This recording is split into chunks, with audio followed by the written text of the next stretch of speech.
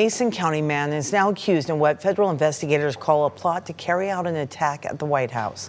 Prosecutors say the plan involved using explosive drones during the UFC event that was held on the White House grounds. Savannah Welch with our news partners in Seattle has the details tonight.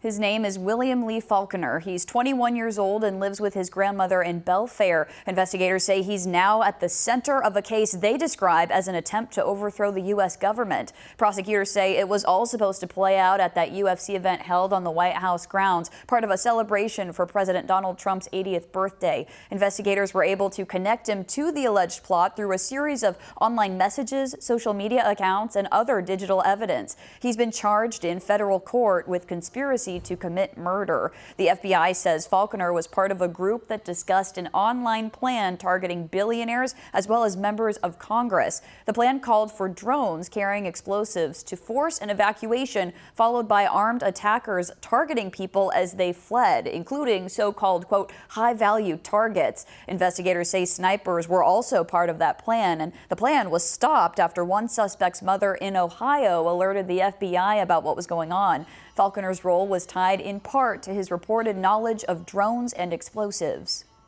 It's one thing to say that I'm talking online and I know a guy and I have connections. It's another thing to actually have the connections and put in motion the production of drones. If it wasn't for the intervention of law enforcement, I do believe they could have carried out maybe not the plans that they had ultimately hoped to achieve, but certainly they could have caused a mass casualty event at the White House.